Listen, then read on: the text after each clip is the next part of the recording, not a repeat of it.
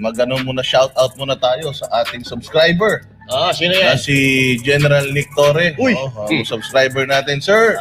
Like, and share. And hit the notification bell para lagi kang notified sa tuwing naka-live ang Banateros Brothers at si Brothers Travelers. Yan. Diba? Naka-subscribe siya sa'yo, ha? Naka-subscribe siya sa atin.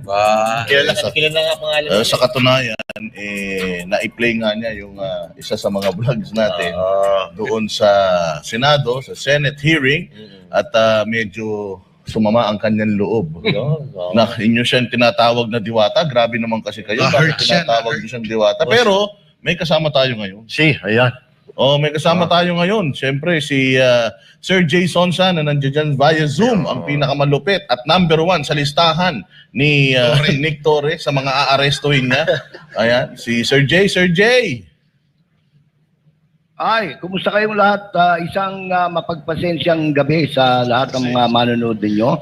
At isang karangalan na maging bahagi ng Banateros, the true media practitioners of the modern times. Antindi. Ano po masasabi nyo, Sir Jay, na dalawa kayo ni Brothers Travelers na nasa unahan ng kanyang listahan sa magiging magkakosa? Sila ba nasa unahan? Sila. Ikaw pangatlo. Wala ako. Hindi, ang nasa kalisa, nung unang command conference na ginanap ng alas 7 ng gabi, no? Ang nasa lista number 1 si Atty. Torion. Tapos number 2 ako.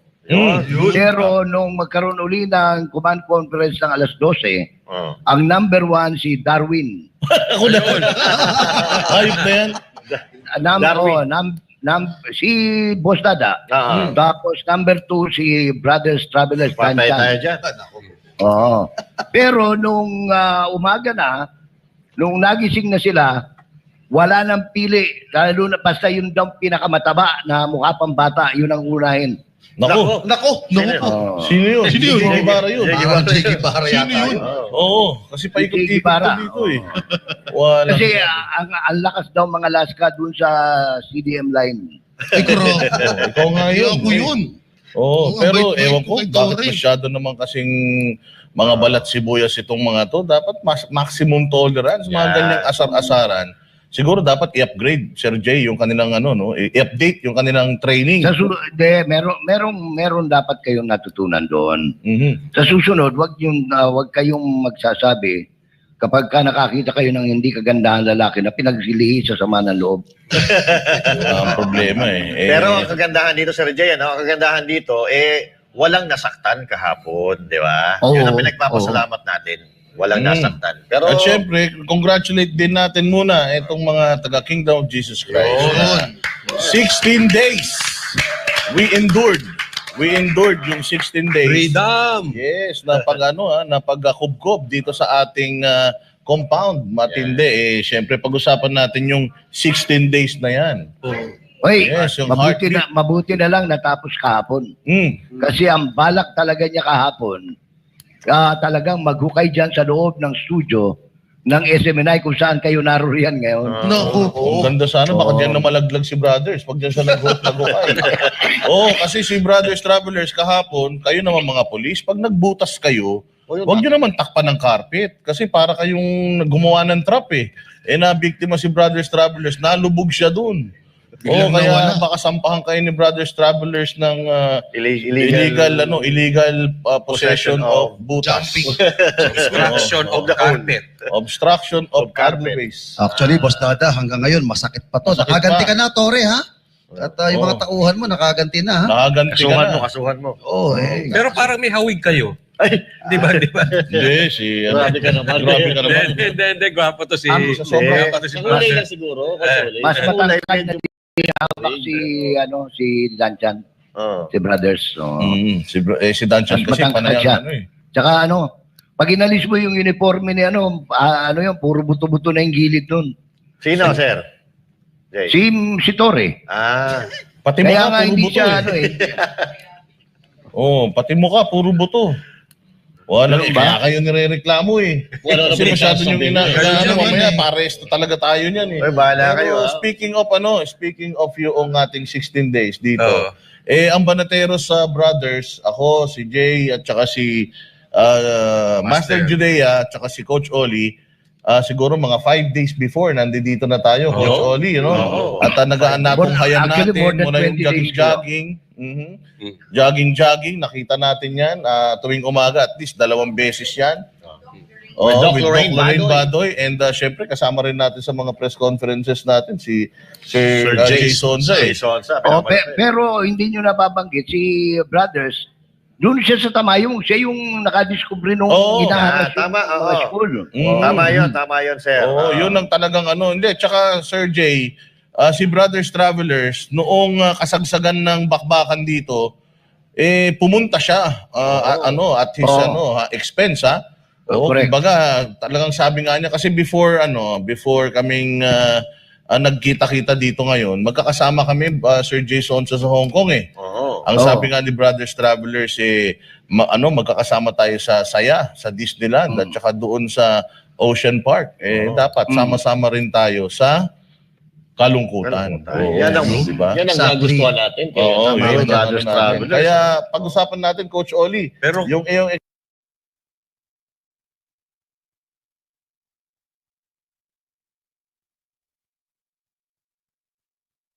na to kasi history to. Oo. Tatagal to, itong usapin na ito. Tatagal to, papasok na to sa, baka ito'y magiging libro at pag-aaralan ng mga estudyante. Pero kanina nag-ikot-ikot ako'y natuwa dahil maluwag na, umalis na yung mga diwata, mangkukulam, at saka maligno ng lugar na ito. Nawala na, maanlinis, ang sarap ng pakiramdam.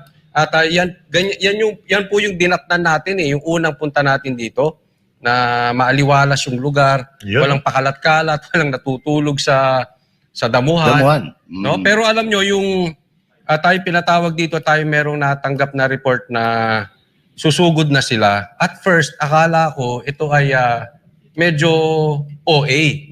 Sa katunayan kasi kahit ikikwento ko sa inyo to, iuurong natin. Halimbawa, ikwento ko sa inyo to ng January, hindi kayo maniniwala na may susugod na 3,000 to 5,000 na pulis mag-i-stay dyan ng matagal. Diyan magpupunta, mahahaba ang baril, tapos ang plano lang nilang hulihin ay si Pastor Kibuloy. Walang maniniwala sa inyo sa akin. Kahit ako nung una, sabi ko, pwedeng sumugod. Pero yung trabaho na yun, pwedeng gawin ng 100 na pulis. Yung pala, totoo. At grabe ang pang-aabuso nitong mga pulis na ito. Oo, napag-utusan lang siya, nauunawaan natin, pero ang daming nalabag na batas dito. Hanggang sa huli, ay sila ay may pananakot na mananakit na. So ganyan po umikot ang ating gobyerno ngayon, yung warrant of arrest ay inaabuso na. Hindi natin alam kung kani-kanino pa yung gagamitin. Ibig sabihin, ang batas ngayon dito sa Davao, or maybe sa buong Pilipinas, ang nagiging batas ay hindi na yung ating sinasabi nilang batas ay batas. Kung hindi police government na. Bulihan na po ang nangyayari ngayon. Marami sila, may maarmas sila, pwede silang gumawa ng kalokohan, pwede silang maghukay, pwede silang manakit, pwede silang magpasok ng bomba, pwede silang magpasok ng sigarilyo, manigarilyo dito, pwede manggulo, pumasok sa quarters ng mga babae, oras ng gabi. Ganyan na po ang kalagayan ngayon. At ako sa tingin ko masusundan pa ito. Kasi lalong lumalaki ang ulo nitong itong sila Torre. So, siguro simula na at abangan natin ang Banateros. Nag-antay lang kami, may gagawin pa kami dito sa Davao, dito especially dito sa KOJC compound, pero abangan ninyo ang Banateros diyan sa Liwasan. Susunod na po kami diyan. At Sir Master Judea, ano naman ang iyong hindi makakalimutang experience dito sa ating KOJ Siege? Alright. So actually, napakarami, no? Napakarami ng hindi natin makakalimutan ng mga experiences dito, no? Dahil katulad na sinabi ni Boss Dada, 1 week before the siege, nandito na po tayo nagbabantay dahil tayo po ay naimbitahan, no? So 1 week before the siege, nagpo-programa po tayo dito, nagpe-press con tayo dito, at talaga namang ramdam natin yung tapang ng bawat isa, gigil lahat. Pero the day na dumating po yung panahon na yun, yung sitwasyon, talagang nagkaroon kami ng takot sa aming sarili dahil first time in our lives na makakakita kami ng ganyan karami na mga kapulisan dyan sa kalsada na animoy para magkakaroon na ng gera. Yun. Kasi tayo sanay naman tayo sa mga pulis na nakakakita ng mga pulis na ganyan, marami, nagpupunta tayo sa karami. Pero ito kasi, naka-full battle gear na akala mo talaga may kukunin or makikipagpatayan sila. Yun ang nararamdaman namin ay takot. Pero inisip namin na ito dito sa loob ng Kingdom of Jesus Christ, napaisip kami, bakit ganito? Bakit ganito ang nangyayari maraming pulis samantalang ang nasa loob nitong pader na ito na nasa likod natin ay mababait na tao. At yun ang nagbigay sa amin ng tapang para lumaban mula umpisa hanggang ngayon. At first day ng siege, kami po ay talagang walang tulog, walang kain, dahil kami po ay talagang nanindigan kung ano po yung dapat nating ipaglaban. I-exercise ang ating karapatan at ipaglaban ang mababait na tao na nandito sa loob. So, ako po ay na-assign doon sa likod kung saan nandoon talaga. Kaming tatlo ay na-assign doon sa likod kung nasaan yung aksyon, yung ginigiba, pinupunit yung mga yero, ginugupit yung mga wires and cables and all that. Habang nagkakaroon ng negotiation dito sa harap, nagbabato ng tergas, nagpapasabog ng bomba doon sa likod. Pero nung panahon na yon, hindi kami natatakot dahil napakarami natin. Napakarami natin dito na naninindigan at alam natin na tayo ay nasa tama. At dito sa Kingdom of Jesus Christ, lahat po ng katangian o lahat ng emosyon ng mga bawat miyembro ng Kingdom of Jesus Christ ay talagang nakita natin. Masaya, malungkot, nagiging matapang, at kung ano-ano pang emosyon. Pero ang bottom line here is that sila ay nanindigan na huwag bitawan ang kanilang tahanan, ang kanilang buhay, at ang kanilang minamahal na komunidad. Kaya kami ay naririto. Pangako namin, hindi kami aalis dito hanggat may pulis sa loob ng Kingdom of Jesus Christ. At yun po ay tinupad natin kasama ang mga banateros at yung matatapang natin ng mga kasamang vloggers. At nagpapasalamat din kami dito sa lahat ng miyembro ng Kingdom of Jesus Christ, every member of Kingdom of Jesus Christ, sa inyong pagtitiwala po sa amin, and of course, sa mga leaders, and of course kay Pastor Apollo C. Kibuloy. At nawa po, matapos na itong lahat, para mabalik na po tayo sa normal na pamumuhay at mabalik na ang sigla ng lugar na ito. Dahil yun naman po talaga ang ipinapakita ng lugar nito. Sigla, kayamanan, kabaitan, kabutihan, at kabanalan. Jay, anong iyong experience dito sa KOJ Siege? Yun. Yun nga, isa sa mga talagang nagpahirap sa akin dito yung siguro hindi lang sa akin kundi sa buong Banateros. Ang nagpahirap dito ay yung yung adjustment.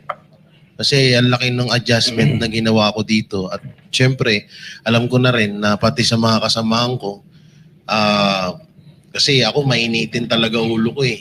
And tsaka yung pagdating ko nga dito, binago ko lahat yun. Hindi ko pwedeng dalhin dito yung ganung pag-uugali. Dahil alam ko naman na kaya nga kami nandito is para protektahan at ipagtanggol ang mga miyembro at ang KOJC compound. So masama nang sobrang kapag kami pa yung nagsimula pa ang gulo. So yun, doon pa lang sa adjustment talagang sobrang nahirapan. At yun, speaking of karanasan, ang hindi ko talagang makalimutan ay yung nandito na kami nung panahon na harap-harapan na kami, harap-harapan ng mga pulis ng SAP at ng SWAT na talagang puro may mga baril at yung mga daliri nila ay nasa gatilyo na ng kanilang mga armas. Talagang papatay. Talagang papatay, hindi sila ngumingiti, talagang seryoso yung mga mata nila, talagang nakatitig lang sa amin, nakayuko yung iba. At ayun nga, yung isa sa mga tumatak sa hanggang hindi ko makalimutan yung may isa hong matanda na humimas kasi nakapatong ako doon sa garden doon sa may JMC Plaza. May garden po dyan. So pumatong ako doon at para mapakita ko sa live ko yung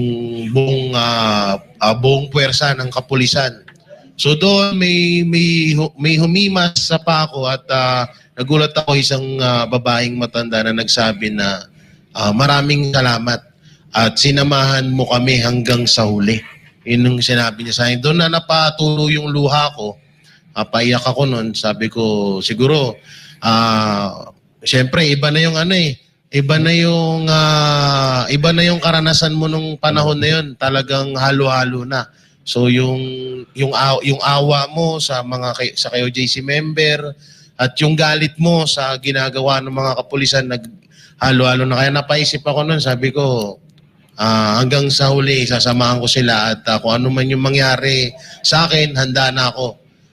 At isa pa, yung isa sa lalong dumurog ng puso ko, yung alam mo yun, parang 10 taon, parang ilang dekada na hindi nakapasok ang KOJC member sa katedral nila. Sobrang, alam mo yung parang sobrang talagang tumagos sa puso ko na makita sila na sobrang saya. Yung pagpasok pa lang nila, pag-akyat nila, yung Wala pang ilaw, ano? yung hiyawan, yung iyak, iba yung yan, may mga humahalik pa dyan sa ano na yan na samantalang alam naman natin na talagang inapak-apakan ng mga kapulisan yan pero wala silang pakialam.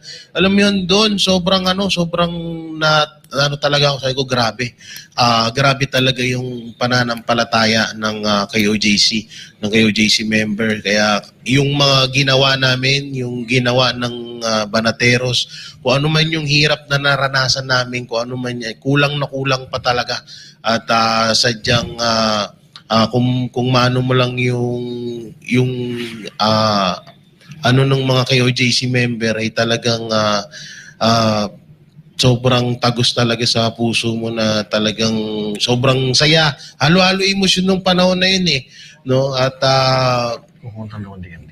ayun, sobrang saya talaga nung pagkakataon na yun. So Partners? si Travel, yan, hindi niya maranasan yung pagkalaglag niya. Hindi, may mga nagtatanong kasi dito Jay Guevara, mga comments dito. Nung umiyak ka daw, ano daw kulay ng luha mo? Kulay blue. Joke lang. Walang gano'n. Kulay blue. Kulay blue. Okay. Talagang himala, kulay blue. Ito talaga mga nagko-comment naman dito, seryoso tayo dito kung ano na pinagko-comment nito. Kino-comment. Pero bago magsalita si Brothers, may nakalimutan ako gusto kong kasi nung time na sure na natin na susugod yung mga pulis, no? Kasi nakasarado na yung both lanes So alam natin, ito na yung inaantay natin, totoo na to. Kasi before noon, kinuusap kami ni Ma'am Hana, sabi niya, wala po itong pilitan Sabi niya, pwede na kayong umuwi at Bantay sarado. tutulungan namin kayo so hindi nyo kailangan to gawin. Sabi namin, hindi ma'am, hanggat andito pulis, hanggat tatapusin natin to sama-sama tayo. Alam mo yun, nakita ko yung mga pulis? Hindi, ito totoo to Parang nagkamali ako ng sagot kayo. Natakot ka rin ba? Parang iba. But seriously, kasi hindi ka tao kung hindi ka matatakot sa ganyan kadaming pulis. Correct. Biglang nag-flashback sa akin si Ma'am Nakikita mo Hana. sa pelikula mo lang nakikita yun Yung ganyan. Sabi ko, ano to, gera? Totoo pala ganun kadami. Yung sinasabi ko, totoo pala. No? Pero sabi ko, hindi. Pero sama-sama pa rin tayo. Siyempre normal naman yun Imposibleng makita ng ganyan. Tapang-tapangan ka pag sinabi mong hindi ka kinabahan sa ganyang kadami. Yung, especially the first night. Correct. Natuto nga ako mag-Latin Latin. Yung dasal ko niyan, Latin. Latin na yun. Sa sobrang takot ko. Totoo yun. Kasi mantakin mo yung pulo-pulutong, di ba? Yung parang yung sa pelikula, yung 300. Yung iba Parang langgam Langgam. Ang dami. At bago natin magsalitain si Traveler, ako ulit, Dudugtong ako rin. Parang ayaw pagsalitain, sige ko na. Ito si Brothers Travelers. Bagamat dumating kasi si Brothers Travelers dito, medyo nakapasok na sila dito. Pero tumawag yan sa akin. Sabi niya, Boss Dada po,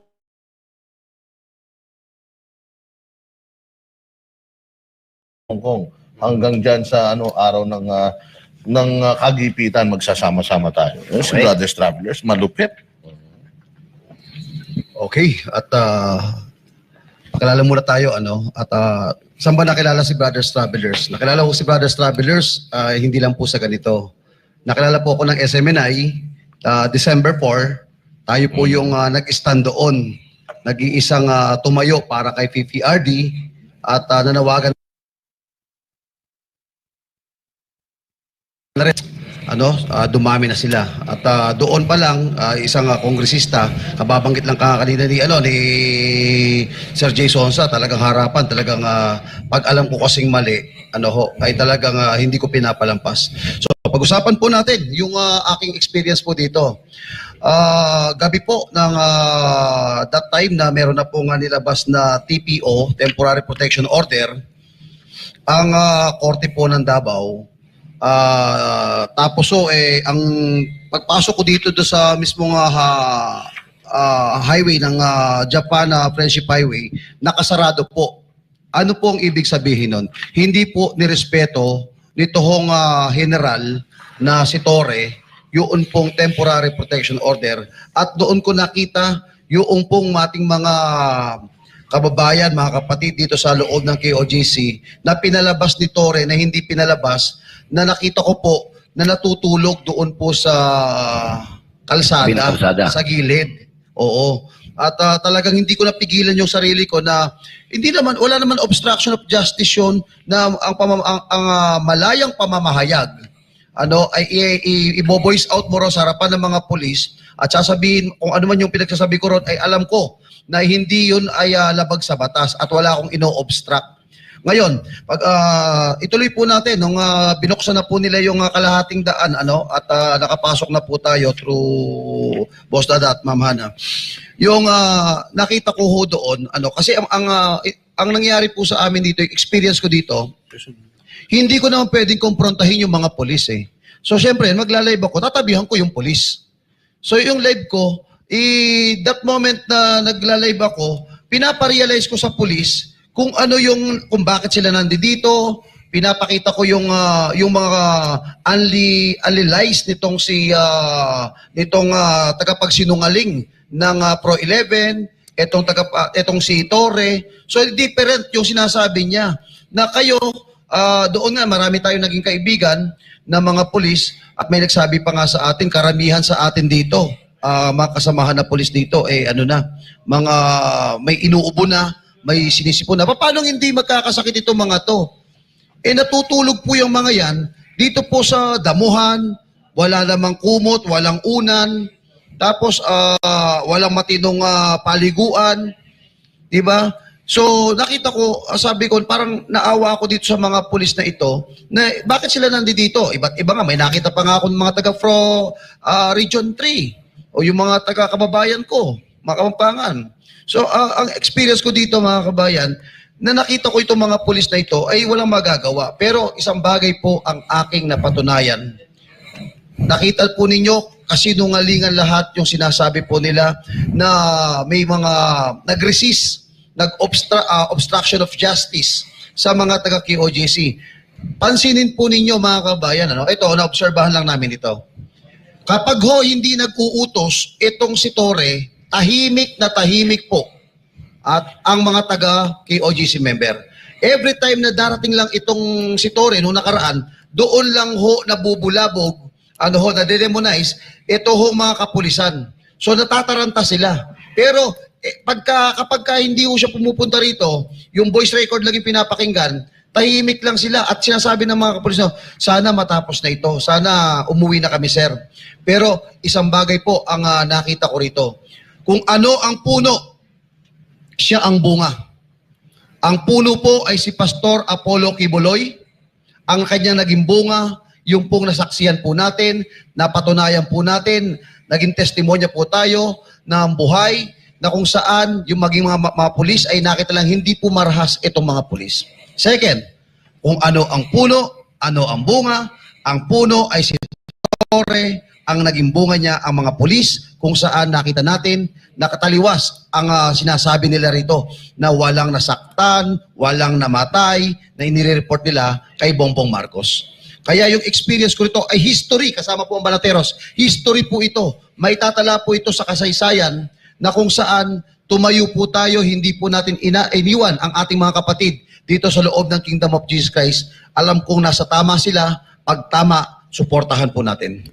Yung Basta da- napakaganda naman nung mga tinura na yan ni pastor Brothers Travelers. No? Pero ako naman, bago natin ibigay kay Sir Jay Sonza yung floor, ako na ko dito. Talagang nakita ko dito na-experience ko dito yung milagro. Bago kasi magsimula itong itong pagpasok nila dito, nagkaroon kami ng matinding diskusyon patungkol doon sa issue nga na papasukin itong Kingdom of Jesus Christ at i-serve ng mas marahas, madugo, yung warrant of arrest. Tinanong po ng nating lahat si Sister Nori at sinabi nga niya noon na handa na silang mamatay para sa property. Handa na kami mamatay, pagtatanggol namin yung property, this is our birthright. Pinundar namin to ng dugot, pawis at luha. Talagang ipaglalaban namin ito. Dumating pa nga sa punto na tinanong pa natin na meron ba kayong mga baril? Kasi mamamatay kayo rito para kayong mga sisiw. Sabi nila wala kaming mga baril. O anong gagamitin ninyo? Paano nyo ipaglalaban itong compound? Ang sagot nila sa atin, you will see a miracle. Yun yung hindi natin makalimutan na sinabi. Siyempre tayo, anong milagro yung mangyayari dahil papatayin sila eh. Dahil sabi nga lahat ng humarang aarestuhin at kung gagamitan nila ng dahas.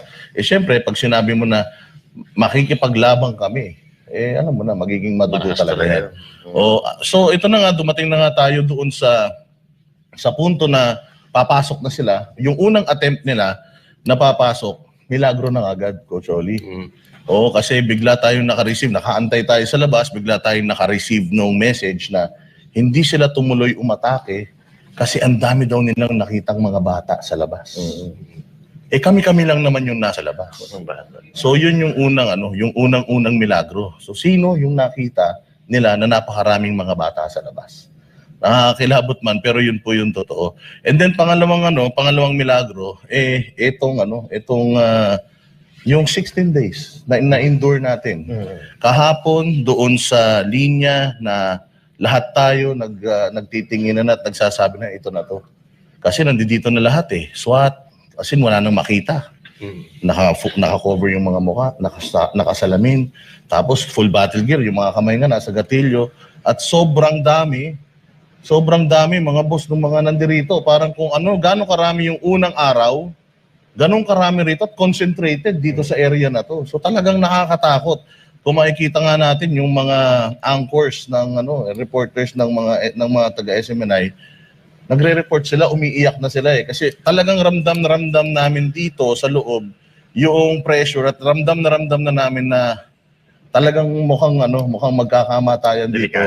Ang worst, hindi mo naman kayang arestuhin lahat yan, ang dami niyan Pero palalabasin daw kasi tapos puputulan ng kuryente. So ang dami nating panawagan. Hindi natin alam kung anong gagawin natin. Dasal tayo ng dasal at dasal lang tuloy-tuloy and then na-witness natin. Bigla isa-isa naglabasan. Tapos hanggang sa nagulat na lang tayo, unti-unti, wala na sila dito.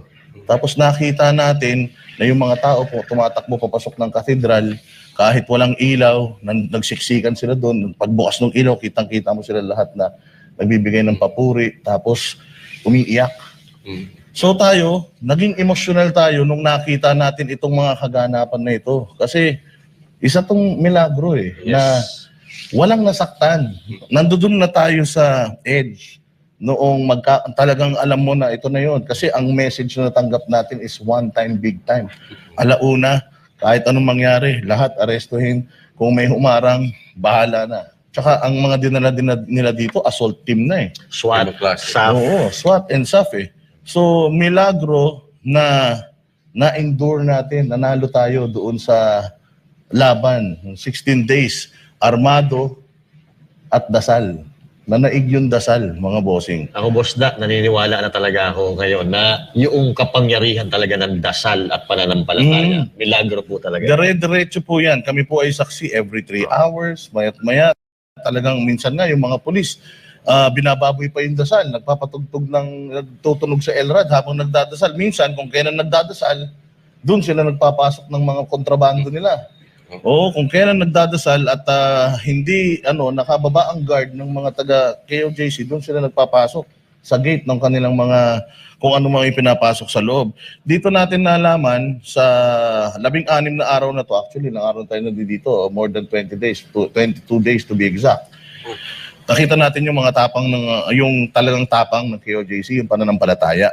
Nakita natin yung magandang turo ni Pastor Kibuloy na ano yung magandang turo na yung Coach Oli. Kasi kahapon nag-live ako, nakikita ko habang palabas yung mga pulis, nagpapasalamat sila sa mga pulis. Thank you. Anong dapat mo ipagpasalamat sa mga yan? Binaboy tayo ng mga yan sa loob ng 16 na araw. Pero agad-agad, isang pitik lang, nagbago. Naging kagad sila. Parang tinanggap na kagad nila na, alam mo yun, kaibigan natin tong mga to. Ako sa personal na na opinion, hindi ko yata ma-reach itong ganitong klase ng spiritual stability. Yung tao na araw-araw humaharas sa'yo, biglang-biglang i-embrace mo at tatanggapin mo at gagawin mong kaibigan. Yun yung isang milagro na nakita ko. Ayan, kitang-kita nyo ngayon sa street. Basta. Nag-iiyakan pa yung mga pulis. Doon mo makikita yung pagiging humble and humility ng mga taga-KOJC. And yung ngayon nga, yung spiritual stability, hindi ito kaya ng normal na tao. Ako bilang isang, ako talaga mahirap hanggang ngayon Dungis talaga yung uniforme sa akin. Galit ako talaga sa mga pulis until now, and hindi ko alam kung hanggang kailan ako magiging galit sa kanila, pero feeling ko matatagalan may balik yung respeto ko. Kasi mataas ang tingin natin sa mga pulis. Noong panahon ni PRD, sabi nga ni PRD sa atin, nung na-meet natin siya, di ba? Hindi ako makapagsalita kasi mahal na mahal ko yung mga pulis, masasaktan ko sila. Ganun mahal natin yung mga pulis Inuna natin yung mga pulis. Kaysa sa mga healthcare workers at mga teachers, inuna ni PRD yung mga pulis. Kaya sobrang sumama yung loob ko kasi yung pulis, nakapita-pitagan, yung pulis na dapat na nangangalaga sa seguridad ng mga Pilipino, sila pa yung talagang nang-abuso. At kitang-kita natin sa mga mata nila, attack mode talaga sila during that time Oo, at saka syempre, makikita natin talaga kung ano yung disiplina ng mga taga-Kingdom of Jesus Christ. Siyempre, yung kabalasubas ng mga pulis, Coach Oli. Lintik, sinalaula talaga nila yung lugar. After nito, nag-ikot, nag-sweep yung ating mga members dito. Ang dami nila nakuha mga ihi na sa bote, yung mga palikuran, ang dudumi, yung mga pinag-anuhan na sigarilyo. Alam niyo, hindi niyo ba kayang magtiis na hindi manigarilyo? Nasa loob kayo ng banal na lugar. Sinasabi naman sa inyo na bawal manigarilyo. Talagang kalunos-lunos yung kalagayan nung kingdom. Nung pinasok nila yung kingdom, ang ayos-ayos, iniwanan nila, kababoy-baboy. Talaga naman. At pasalamat din tayo sa mga vloggers na nakasama natin dito, Kalakapiel, Old school. Old School PH, yung mga nagpunta rito na sumuporta bagamat hindi sila makapasok dito sa loob dahil hindi naman lahat may access. Yan. Talagang nagtiyaga na nandiyan sa labas na nag-cover. Kay JC, JC de la Cruz. Kahit pa paano yung mga media, nakasama natin sila kahit na balik ko ang kanilang pagbabalita. Nakasama natin yung mainstream media nung pinatunayan ni Dean Torion yung basement kasi dinideny ng pulis kung nawala silang hukay. So dito talaga nalaman natin kung gaano kasinungaling si Torre, gaano kasinungaling si Bongbong Marcos, gaano kasinungaling si Marbil, gaano kasinungaling si Jean Fajardo at yung si De La Rey, yung spokesperson dito. Grabe. Mga pulis natin, sobrang sigurado. Sinungaling. Pero bago ko ipasa kay Sir Jay Sonza, baka hinahanap nyo kung nasan si Banat Bay. Nagpunta din si Banat Bay dito, nag-stay siya dito for a couple of days. Mag-i-extend pa sana si Banat Bay. Kaya lang, ang problema, meron din siyang iniisip na sariling kaso Si Banat Bay po, fina-fast track yung warrant of arrest niya. Lahat ng kanyang mga reply doon sa kaso ay tila mo hindi na in-honor noong korte at mukhang ipa-aresto na rin siya. So kailangan aware si Banat Bay ng paglabas ng warrant of arrest niya, kailangan makuha niya agad at makapag-bail siya. Dahil baka dalihin si Banat Bay ng weekend, i-technical siya, kunin siya ng Friday, tapos may 2 araw na hindi siya pwede makapagpiyansa, baka pitpitin siya. So naranasan ni Banat Bay actually yung panggigipit na naranasan ni Pastor Apollo Quiboloy. Kaya nga very emotional si Banat Bay at lahat talagang ramdam na ramdam ni Banat Bay yung mga nangyayari dito at yung ginagawa kay Pastor Apollo Quiboloy. Kasi yun ang ginagawa sa kanya ngayon. Politically, tinitira siya sa pamamagitan ng pagsasampa ng mga kaso sa kanya. And alam niyo naman yung history ng kaso na yan. Siya po ay inalok ng administrasyon. According to him, inalok siya, tinanggihan niya, kasi nga ang babanatan niya, mga Duterte, tinanggihan niya, and nung pagtanggi niya, sinampahan na siya ng kaso. Nung mga nasa gobyerno. Kaya ngayon si Banat Bay ay hindi muna natin napagkikita dahil mahirap din ang kalagayan niya. Baka mamaya, alam niyo naman, mahirap ang mahirap kalaban ng gobyerno ngayon, mga partner. Mga bata sila Kung tayo nga na hindi natin kalibel si Banat Bay, pinag-iinitan tayo. Si Banat Bay pa kaya? Correct. At katulad ng sinasabi natin, nakatanggap tayo ng intel na ang priority nila na arestuhin ako at si Brothers Travelers at si Carlo Catiil. Dahil si Sir Carlo talaga naman simula pa nung November lumalaban na yan November nakabantay na, June 10 yung unang talagang sugod nila dito, pero isa pang napansin talaga tong CHR. Basura talaga. Pero kasi tingnan nyo, June 10, meron na tayong meron ng investigasyon June 10, wala pa siyang result. May nangyari na naman August 24. So kailan lalabas yung mga reports ninyo? Wala, nagpupunta rito para pag-aralan yung mga bagay-bagay. Natapos na lahat-lahat. Hanggang ngayon wala pa rin kayong aksyon dito sa nangyari sa KOJC. Ganun talaga ang buhay. Pero ito bago natin ipasa kay Sir Jay, dudugtungan ko lang muna. Congratulate po natin ang bawat miyembro ng KOJC. Yun is the clap. Yan. 16 Kasi ito days. kung kami nga na hindi kami member ng KOJC, hindi kami nakatira dito, nasasaktan po kami sa araw-araw na nangyayari. Kayo pa kaya na taga rito, buhay nyo ito, doble-doble ang sakit na nararamdaman ninyo. Kaya saludo po kami sa inyong lahat. Dahil dito kayo nakatira, inalagaan nyo, hindi nyo iniwan. At lalo na yung mga KLC sa ibang bansa. Na iniwan yung kanilang maginhawang buhay doon para bugbugin lang ng mga pulis. Bumalik dito para lang bugbugin ng mga pulis. Matindi Matindi. Ibang klaseng disiplina talaga. At siyempre, of course, at alam naman natin na hindi magagawa ng bawat miyembro yan kung wala ang gabay or turo ni Pastor Apollo C. Quiboloy. So sumasaludo po kami sa inyong lahat.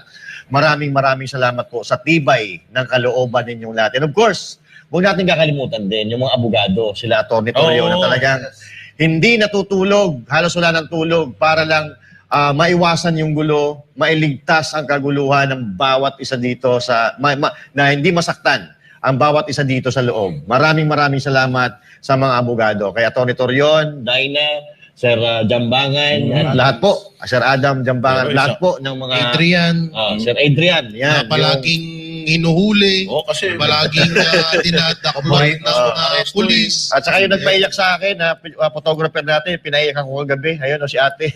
Nagpaiyak kay Master. Shout out sa mga pulis natin ng mga karnaper, land grabber, human rights violators. Talaga namang ibang klase. Pero yun, natin Sir Jay. Tulog ka na ba? Sorry Sir Jay. Bigyan mo naman kami ng Pinapakinggan ko yung mga karanasan ninyo. Alam mo, ito, sasabihin ko sa ako, mahigit na 50 taon dito sa larangang ito. Ang daming na-rehistro nito. Number one, yung binabanggit nyo, sa kasaysayan ko, sa pagsubaybay ko sa mga pangyayari, ngayon lang ako nakakita na ang service of warrant of arrest ay ine-execute ng mahigit 5,000 pulis. Wala yan, pang Guinness Book of World Record talaga yan. Imagine mo magsiserve lang ng warrant of arrest, pagkatapos mahigit 5,000 yung pulis na magsiserve, no? Coach. Pangalawa, ang daming dito, yung sinasabi nyo na anong pangalan nito. Saan ka nakakita ng pulis magsiserve ng warrant of arrest, magnanakaw ng truck, magnanakaw ng fire truck, ng water tank, no? Pagkatapos, gusto pang maging minero, no? Kaya, lahat ng wala lahat sa libro, lahat ng kababuyan na hindi mo inaasahan sa mga alagad ng batas, nakita ko sa nakalipas na mahigit 2 linggo dyan sa loob ng Kingdom of Jesus Christ Religious Compound. No? O, saan ka nakakita? Sabi ko nga, nagkakabiruan na nga kami ng mga kaibigan kong pulis. Sabi ko, anong tawag nito? Ang mura naman ng bayad sa mga abantero. Yung abantero, ito yung mga nagbabara, no? Naguhukay. Naguhukay pagka may nagmimina, no? Isipin mo, ang sweldo nila 29. Kasi sabi nila, naka-uniforme sila ng pulis eh. So, ang sweldo ng patrolman nasa 29,000 plus eh. So, yun ang bagong job description ng pagiging patrolman, no? Ang daming binago ni Nicolas Torre sa pangyayaring ito. Lahat ng violation of human rights. Yung Commission on Human Rights, pag nagpalit ng administrasyon talaga, i-recommend ako i-abolish na yan. Walang kakwenta-kwenta. No? Isipin mo,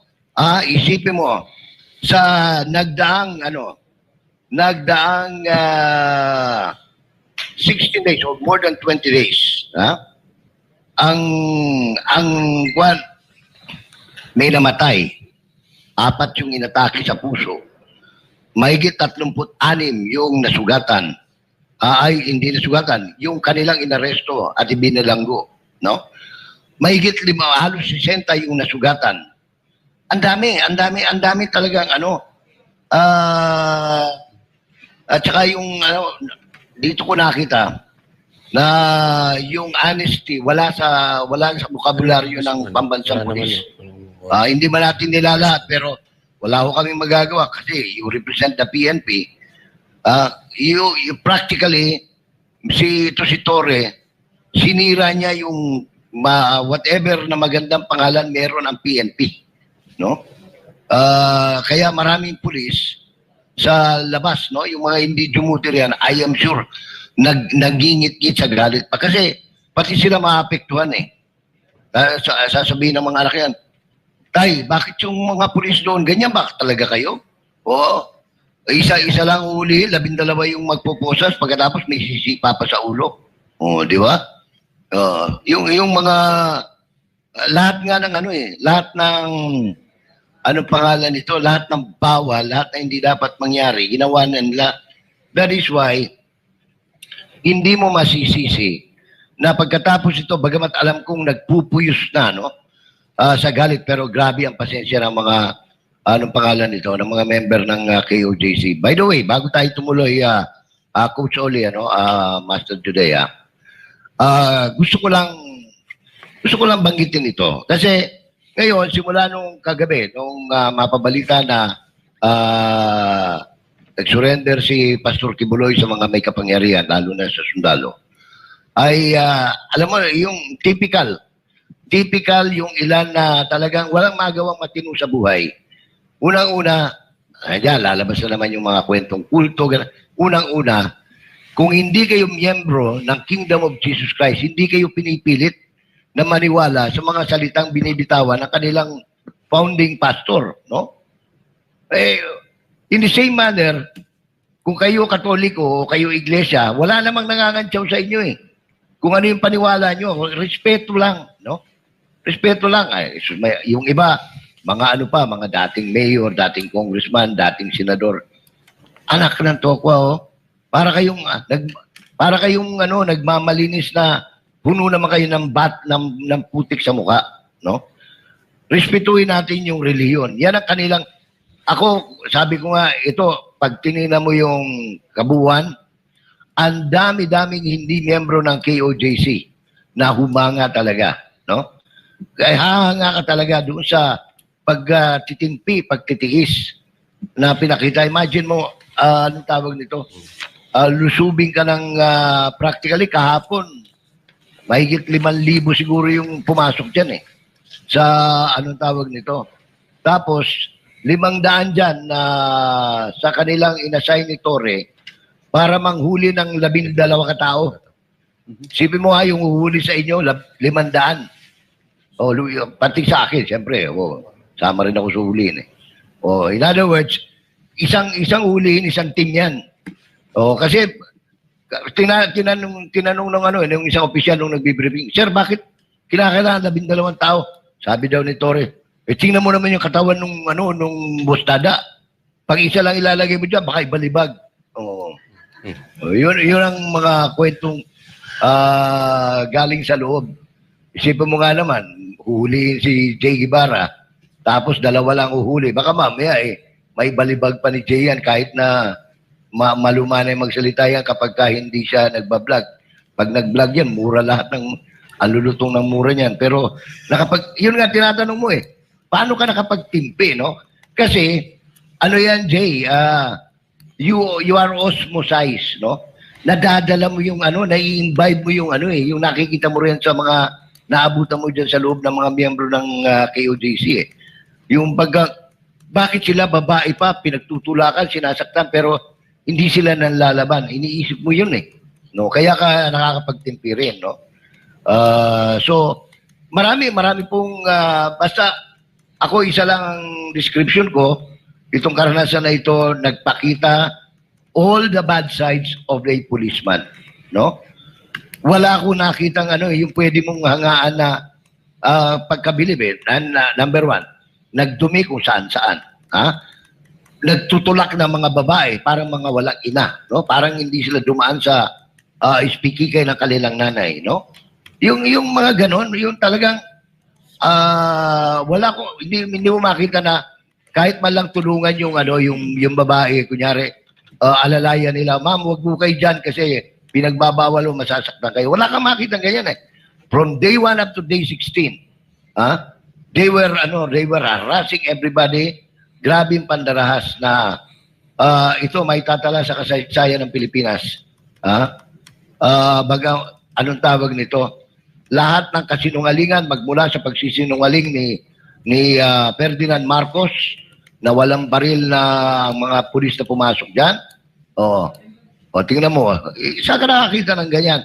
Tapos pag itinuloy mo pa yung video, makikita mo, babae, hinahablot. Yung talagang tapos wala naman lalaban. Nakita mo, nakataas ang kamay. Pag nakataas ang kamay, sir, sandali lang. Pero hindi. Pagka nagtaas ka ng kamay, para sa kanila, kasi ang order niya, basta may aksyon na banatan nyo. Kasi parang, sorry Mr. Torre, ang tingin ko sa iyo, sira ulo ka. No? That is my assessment and my opinion, no? Maaring mali ako, pero lahat ng iniutos mo sa mga tao mo, ang makakapag-utos lang yan, demonyo. Yun lang po. Yun lang. Katulad nung ginawa kay Sister Nori, no, Sir Jay? Oo. Yun, brutal yun. Parang magulang niya na yun.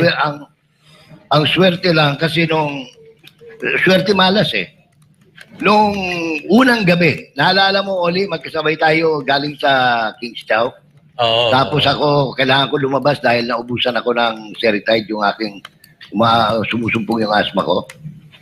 Di paglabas ko, kaya alam ko na lahat Hindi sila, lahat may pataksil dahil nung lumikot ako sa likod, doon sa yung kalsada sa may airport, sa sabi ng airport, doon ko nakasabay yung yung 2 truck, yun yung nagputol doon sa barbed wire. Doon sa likod at sa hagis ng tear gas na naging resulta ng kamatayan ng isang namatay, no? Pagkatapos, doon din dinadaan yung mga kontrabando. Naalala mo yung nag-briefing pa si Secretary ng Interior na dito pinasok, nagpapasok dito ng mga armas yung mga taga-Kingdom of Jesus Christ, sabing gano'n. Naku na naman ang video. Tapos ang ginawa nila, talaga This administration, darating ang panahon, magkakaroon talaga ng kwentas klaras dito Pag sabing alam mo yung ginawa nila? Kinausap nila, ewan ko kung magkano binayad nila sa Meta, yung sa Facebook, para matanggal yung lahat ng video nung nakunan na pagpasok ng mga kontrabando, yung sako-sako, yung unang pinasok nila. Sir Jay, mainit siyang usapin na yan no?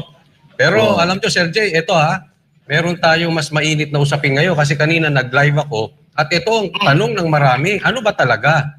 Sumuko ba si pastor o nahuli? Yan ang mainit na ano ngayon. At maraming nagpapakalat ng fake news, na maraming nagbibida-bida, maraming credit grabber. Ito lang, News 5. News 5, ha?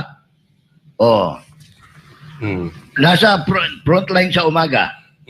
Nakalagay dyan, Sus Mario Josep. Pero Alam ito, mo, kasi nga, kung talagang nahuli ito, dapat may picture sila. Si Alice Guho nga eh. Di ba? May picture sila. No? May mga videos, mga bata. Sa nangyari ngayon, clueless sila kung sino humuli, saan. Di ba? Hindi nila alam. Pero may balita po tayo dyan, Sir Jay. Naglabas na ng opisyal na pahayag ang kampo ng Kingdom of Jesus Christ o KOJC kaugnay sa ginawang pagsuko ni Pastor Apollo C. Kibuloy. Si Troy Gomez sa report.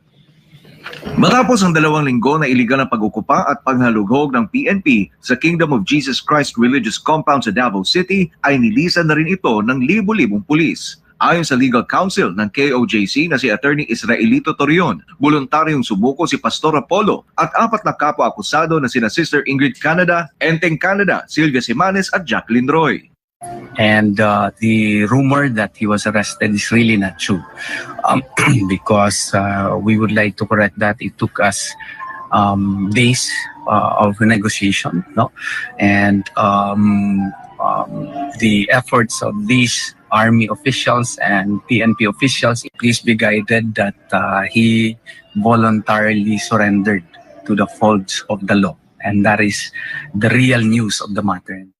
Ayon sa abogado, piniling sumuko ni Pastor Apollo dahil sa hindi na niya makayanan ang pagpapahirap na dinaranas ng kanyang mga miyembro mula sa kamay ng mga kapulisan. Mayroon din kasi siyang natanggap na intel report o banta na huhulihin at sasaktan ang mga KOJC members at missionaries. Yung proximate cause was the sufferings, but the immediate cause was the text message and the actual mobilization of forces na ano na talaga, na parang gloves off na talaga. So sabi ni Pastor, baka magkamatayan na talaga ito. Kasi yung mga miyembro niya, no, handa na ring mamatay. Kung dadakpin, sige, magpadakip sila. Or ano, so sabi na, let's stop this bloodshed. Ako na mag-surrender. Sinabi rin ni Attorney Torion na si Pastor Apollo ay hindi na natili sa KOJC Religious Compound sa loob ng 2 linggong pagkubkob dito ng kapulisan. Taliwas ito sa ilang beses na pinininindigan ng PNP na si Pastor Apollo ay nasa isang underground bunker sa loob ng nasabing KOJC Religious Compound. Pero doon lang sa mga kabukiran ng Davao po. Kabukiran ng Davao. For the entire duration na hindi po siya makita. Sinabi ni Torion na nagdesisyon si Pastor Apollo na subuko sa Armed Forces of the Philippines dahil may tiwala siya sa mga ito. Si Pastor kasi gusto talaga mag-submit himself to the ISA. Yan talagang totoo. Doon siya sa army mas may tiwala. Pero honestly, kung totoo talaga, yung army naman, sabi nila na wala kasi kaming police power. This is a police matter. Matapos sumuko ni Pastor Apollo at ang 4 na iba pa niyang kasama, ay agad silang dinala sa PNP Custodial Center sa Camp Crame nitong linggo ng gabi. Para sa Diyos at sa Pilipinas kung mahal, Troy Gomez nag-ulat, SMNI News. Ayan, so ang katunayan po dyan ay talagang sumuko si Pastor Kibuloy dahil grabe na po yung pagsugod dito. Sa tingin ko mas marami dito yung mga pulis kesa nung unang pagsugod or concentrated dito sa area ng school, nitong compound, no? Dito sa side. Kaya napalitan pa nga daw mga blue boys, nawala na halos yung mga blue boys, puro SAF, tsaka SWAT na. So mga armado. At yan po ang balita, talagang may naka-assign na po na dadampot kay Attorney Torion, kay Ma'am Lorraine at Banateros. Basahin ko yung statement ha. Ito statement galing sa kanya mismo.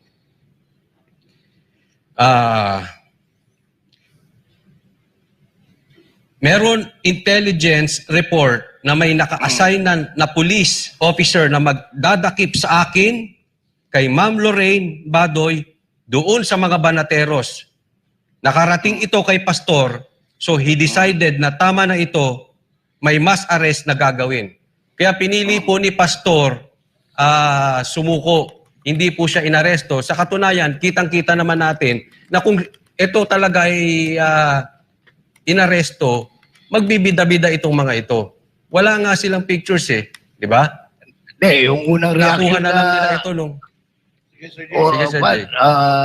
Oli, tinanong ka agad ng Davao Newsman at pati yung mga galing pa ng Maynila na nasa Camp Katitipan, tinanong si General Torre, si Nick Torre. Sabi niya, sir, ano raw, sumurrender na raw. Sabi niya, wala akong alam eh. Sabi niya, doon lang kayo magtanong kay Secretary kasi siya naglabas, nag-post kasi si Abalos Mismo. na nasa custody na si Pastor Kibuloy. Wala talaga, blind talaga si Torre. Wala siyang kaalam-alam. No? Noong mga oras na yun. Wala silang alam sa pagsuko. Kaya katunayan, isipin mo, ang dami pulis dito. Hindi nga Wala niya alam silang na Hindi nga niya alam na nasa custody na eh. So, napapunta na, inerlip na ng hindi niya alam na merong C-130. Wala siya, blind talaga siya. Bulag. So, Sir Jay, ibig sabihin nun, talagang itong sinasabi nila na si Pastor Kibuloy ay dito po sumuko sa compound ng Kingdom of Jesus Christ ay hindi totoo to. Kasi yung hangar ay maraming polis doon. Imposible namang hindi itatawag kagad yan kay Ginoong Diwata Torre. So, unang-una makakaalam yung pinaka-ground commander dito. So, ibig sabihin, blind siya yung nag-operate dito, siya yung nagsilbi ng arrest warrant, pero wala siyang alam ng details sa pagsuko ni Pastor. Ibig sabihin nito, talagang totally... Hindi niya alam talaga. Wala siyang alam talaga. Kaya nga yung reaction niya, kaya kami tawa ng tawa ni Doc Lorraine kagabi. Yung unang reaction niya, wala akong alam dyan. Sabi niya, magtanong na lang kayo dun sa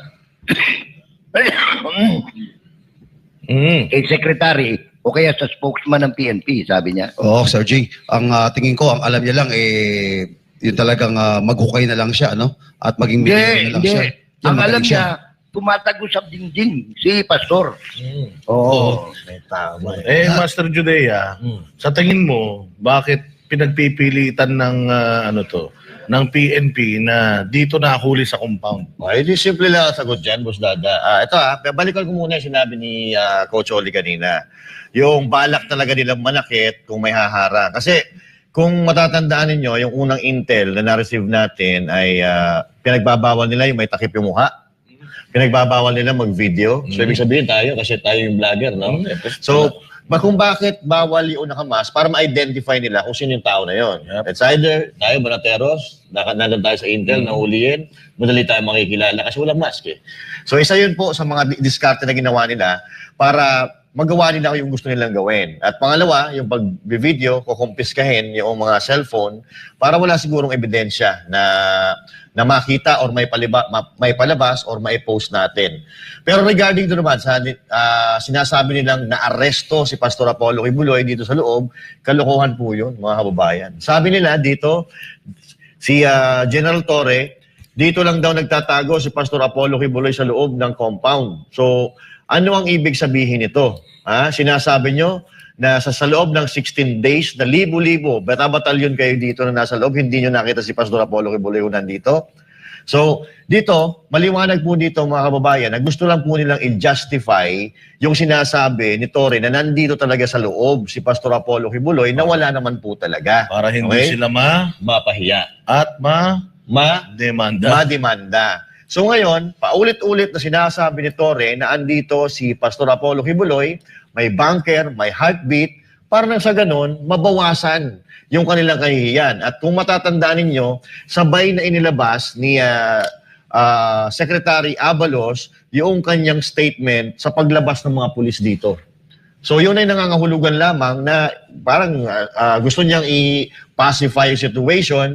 Gusto niya siyempre i-balance ang sitwasyon para hindi sila lalong mapahiya.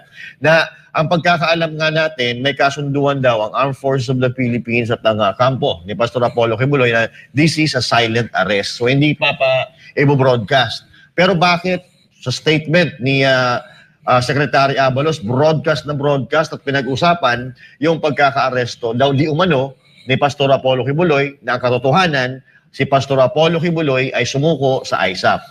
At ito, may statement ng ISAP, mga kababayan, na si Pastor Apollo C. Kibuloy ay nanggaling sa Cotabato, bumalik ng Davao, kinausap yung kanyang mga leaders at inilipad papuntang Maynila. So ibig sabihin nun, hindi po namamalagi si Pastor Apollo Kibuloy dito sa KOJC compound. Ulitin ko, galing sa Cotabato, lumipad ng Davao, kinausap yung kanyang mga leaders dito, yung mga executives, then pumunta ng Maynila. Kabaliktaran po yan doon sa mga sinasabi ng mga sinungaling ng mga spokesperson pa man din na dapat pinanggagalingan ng daloy ng katotohanan ng balita. Pero sa ngayon, parang ang hirap na magtiwala katulad ng sinasabi mo, Boss D. Kagabi, yung mga member ng Kingdom of Jesus Christ, niyayakap pa nila yung mga police. Pero sa atin, wala eh. Parang sinaktan nyo kami. Sinaktan nyo kami,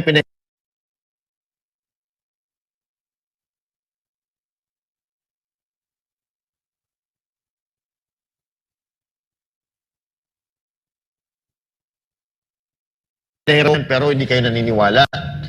Kaya yun ang naramdaman namin, pasensya na. Pero of course, iba ang puso ng membro ng KOJC. Sila yung mababait. So, doon sa naaresto, kalokohan po yun. Si Pastor Apollo C. Kibuloy ay sumuko ng kusa sa ISAP at wag po natin ililihis ang kwento.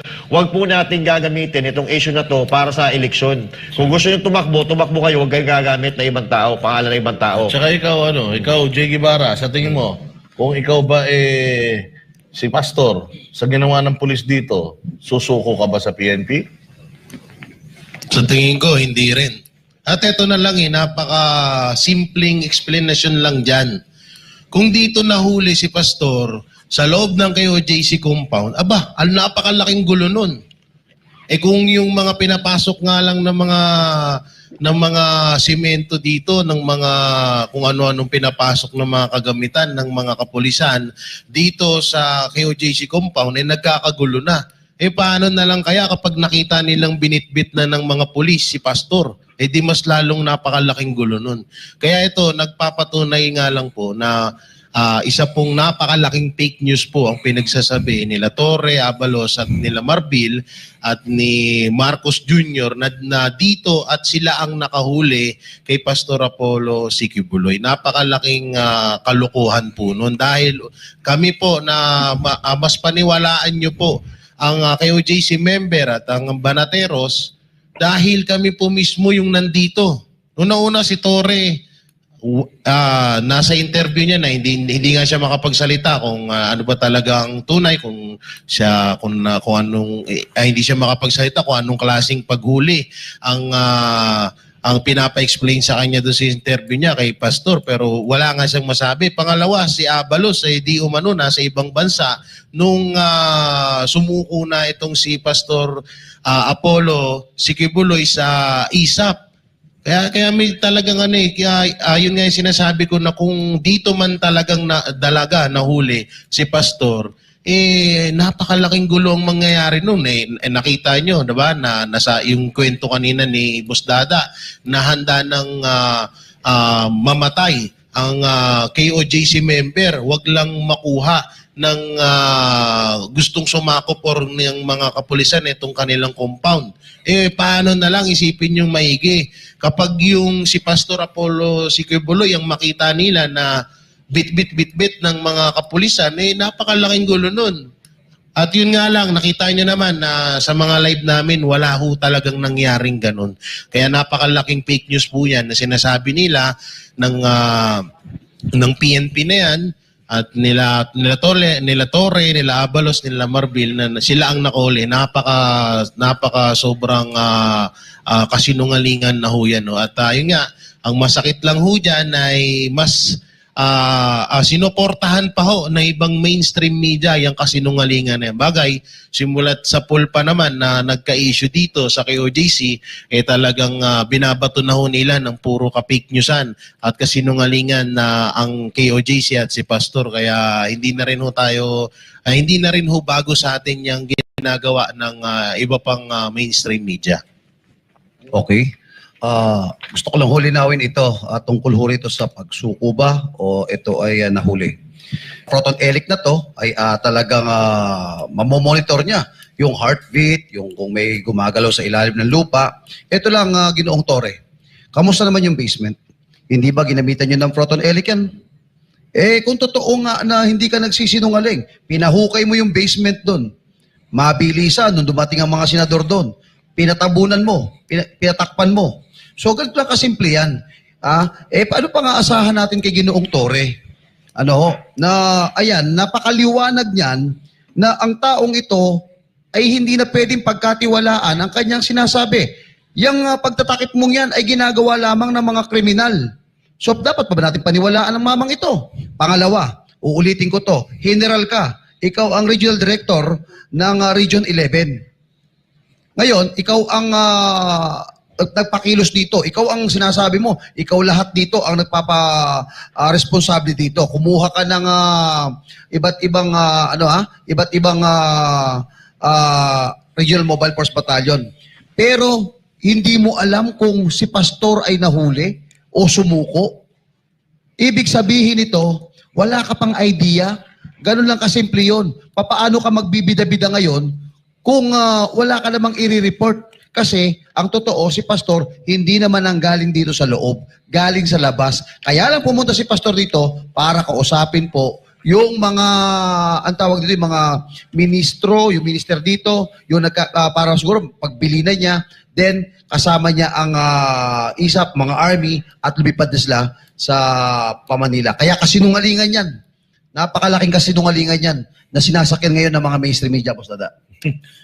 Ako, nung narinig ko yung balita na yan, hindi ko alam kung matatawa ako o maiinis eh. Kasi supposedly, ang PNP, dapat credible. Yes. Yung credibility ng ating mga kapulisan, sabi ko nga sa inyo, itinaas ni PRD, yung kanilang antas eh. Kumbaga yung pagkilala ng tao sa uniforme, dati medyo tarnished na yan, pero binalik ni PRD yung dignidad. Ito na naman ngayon. Bakit kasi ang hirap-hirap na lang ang hirap niyong tanggapin yung katotohanan na pumalpak kayo dito. Na pulpul yung inilagay nyo dyan sa Region 11 para magtrabaho nito. At balibalita nga natin, ang daming mga tao na inoferan nyo na itong trabaho na to, pero isa lang ang tumanggap. Ito. At sabi nga ng ating butihing mayor, dito sa Davao, napakapalad. Napakapalad natin. Nagtabi pa sila. Napakapalad natin dahil daw itong Region 11 director mahina. Mahina ang utak. Pulpol, ika nga niya. Dahil since day one, palpak na yung kanyang pag-serve ng warrant. Sabi nga ni Sir Jay, serve ka ng warrant of arrest, tapos after 16 days, wala pa din yung inaaresto ninyo. Meron pang mga pagkakataon na pumupunta pa sila sa Prayer Mountain, sa Glory Mountain, samantalang klarong-klaro, sinasabi niya even sa Senate na nandito. Ito talaga. I have reason to believe na nandito. So nandito daw at siya daw ay nasa bunker. May heartbeat eh.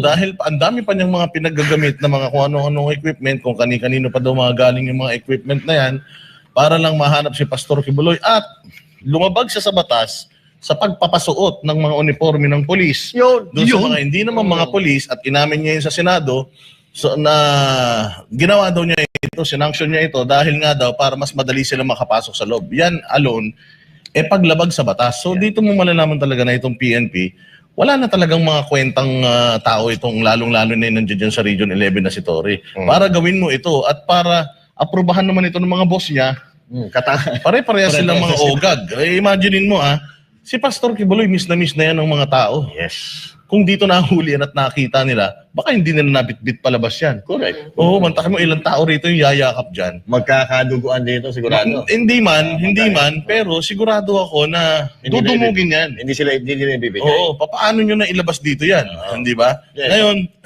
isa pa, sino maniniwala sa inyo? Sino maniniwala sa inyo? Si Bongbong Marcos, sinabi nga na walang pulis na may baril na pumasok dito. Kitang-kita natin, kapalpakan. Hindi nyo pa nga kinokorek yun, di pa kayo nag-a-apologize doon sa kasinungalingan nyo na yun eh. So, sinong maniniwala sa inyo? Dalawang beses niya pa inulit yun. Yes, at meron pang isang beses na itong si PRO 11, Torre, dininay niya yung hukay. Yes. At sinabi niya, ang yabang-yabang. Sabi nga ni Mayor Baste, sabi talaga ni Mayor Baste, kita mo, siya mismo ang nagpapahamak sa sarili niya sa kayabangan niya. Correct. Ano sabi niya? Torreon, patunayan mo na may hukay dahil kaya kong gawin sa Photoshop yan. Oo. O ano nangyari? Sinama natin, Torre yun kasi magkatunog eh. Magkatunog O kasi. sabi niya, sabi ni Torre kay Torreon, bigyan mo ako ng panindigan mo, tingnan mo kung ano. I-prove mo sa akin na totoo yan. So ang ginawa ni Torreon, pumunta kasama ang media, napahiya. Hindi pinapasok. Building of officers ng LGU ng Davao, pumunta. Ayaw din papasukin. Ayaw rin niyang papasukin. Oo. Until, nung kinaumagaan na yung mga senador na, pumasok, nakita, maayos na. Maayos na. Pero magaling yung ginawa nila, tinambakan ng kahoy. Oo, maayos na. So pagdating sa Senado, umamin siya. So nagdi-deny siya, at pagdating sa Senado, umamin siya na may hukay talaga. Ayan. So ibig sabihin, PNP, sinungaling. Correct. Region 11 Director Torre, sinungaling. Hindi magsisinungaling yung mga video, yung mga sound bites mo. Nagkalat lahat ng kasinungalingan mo, ginawang ka na nga ng meme eh. Yeah. Dahil sa sobrang kasinungalingan mo. Ngayon, sinong maniniwala sa inyo kung mulat-mula pa nagsisinungaling na kayo? Anong sabi ng presidente natin ngayon? Yung statement niya, si Pastor Apollo Kibuloy daw ay nag-request lang ng AFP personnel para siya sumuko. Sino maniniwala sa'yo?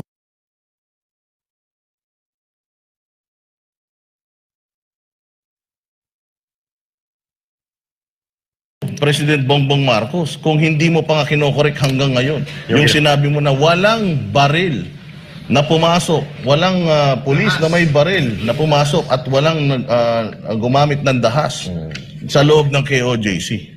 Hindi ba?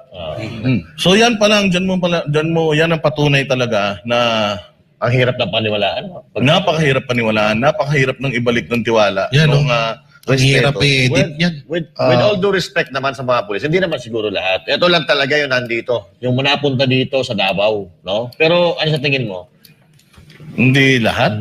Ako, talaga eh. Pag ginawa ng isa, ginawa na ng lahat yan eh. Kasi uniform eh. Uniform ang nire-represent sa bagay. Sa bagay. Ako, as much as gusto kong maging yung bigyan sila ng benefit of the doubt at maging lenient doon sa aking sa aking emosyon. Hindi. Kasi kitang-kita ko talaga sila since day one kung paano nila niraransak. Nakatalikod ka, ibang tingin nila sa'yo eh. Correct. Oo, makikita. Yun na nga lang pag-spray sa isang senior citizen kay Sister Nori. Kita nyo naman. Hindi ba? Nakita nyo rin naman kung paano nila sipain yung nakahiga ng inaaresto. Humablot ng mga babae. Pati babaeng matanda, tinitingnan lang yung nameplate, pinalo sa bibig ng baton. Grabe yun sila. Kaya hindi ako kumbinsido nung paalis na sila dito, tapos friendly na sila. BS yun eh. Yes. BS yun. Kasi the fact na pumunta ka sa pila na yan, kung hindi lang nag-message ng stand down yung mga amo nila, satanas lahat yan. Mga demonyo talaga. Lahat ng mga nandito, mga satanas yan. Kaya nga sabi ko, ako taas ang kamay ko talaga sa mga taga-KOJC. Sobrang mabait. Kasi ang bilis nilang napatawad itong mga hinayupak na to. Kasi kung ako, hindi ko talaga mapapatawad pa sa ngayon etong mga to. Nawala talaga ang respeto ko sa mga pulis.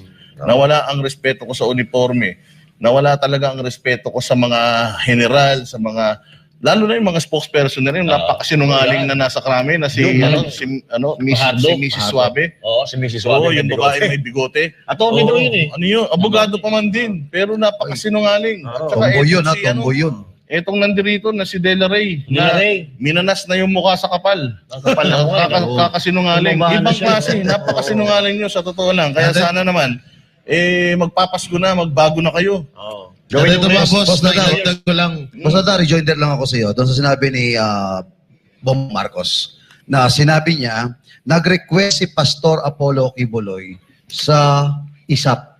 So meaning, kung nag-request si Pastor Apollo Kibuloy, is the sign of surrender, not captured. Hindi, parang sinasabi nga niya, ang sinasabi niya is, na-capture dito, pero nag-request lang ng military para kumbaga okay, ganito lang yan. Kung dito pero maganda yung punto mo na yan. Hindi, kung nahuli dito si Pastor, may Ginoong Diwata, nagagalit siya doon. Pag Diwata. Pagandahin na natin, duwending itim. Ay, O, di ba?